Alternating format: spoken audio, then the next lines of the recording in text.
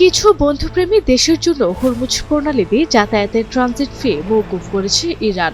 বর্তমানে কিছু দেশের জন্য এই সুবিধা দিচ্ছে এবং ভবিষ্যতেও তা চালু রাখার চেষ্টা চলছে। রাশিয়ায় নিযুক্ত ইরানের রাষ্ট্রদূত কাজেম জালালি রুশ সংবাদ মাধ্যমে জানিয়েছেন, রাশিয়া সহ কিছু দেশকে এই সুবিধা দিচ্ছে তেহরান।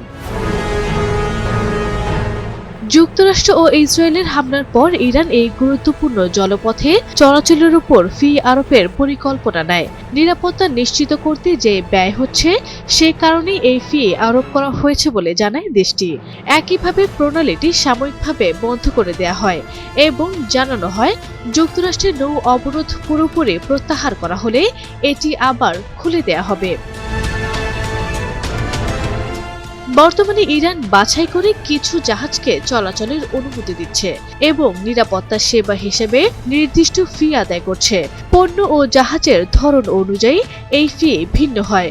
বড় তেলবাহী জাহাজের ক্ষেত্রে তা প্রায় $20 লাখ পর্যন্ত পৌঁছাতে পারে। এ বিষয়ে ইরানের পার্লামেন্টে একটি বিল উপস্থাপন করা হয়েছে, যেখানে বলা হয়েছে এই প্রণালী দিয়ে যেতে হলে জাহাজগুলোকে সরকারের অনুমতি নিতে হবে এবং ইরানি রিয়ালে ফি পরিশোধ করতে হবে। এই ট্রানজিট ফি প্রথমবারের মতো আদায় করে তা সেন্ট্রাল ব্যাংক অফ ইরানের হিসাবে জমা দেওয়া হচ্ছে। পারস্য উপসাগর ও ওমান উপসাগরের মাঝখানে অবস্থিত এই সংকীর্ণ জলপথটি বৈশ্বিক জ্বালানি সরবরাহের জন্য অত্যন্ত গুরুত্বপূর্ণ। যুদ্ধের আগে প্রতিদিন প্রায় 2 কোটি ব্যারেল তেল এই পথ দিয়ে পরিবাহিত হতো, যা বিশ্বব্যাপী তেল ব্যবহারের প্রায় 1/5। আরবি ইসলাম হিমু, NTV অনলাইন।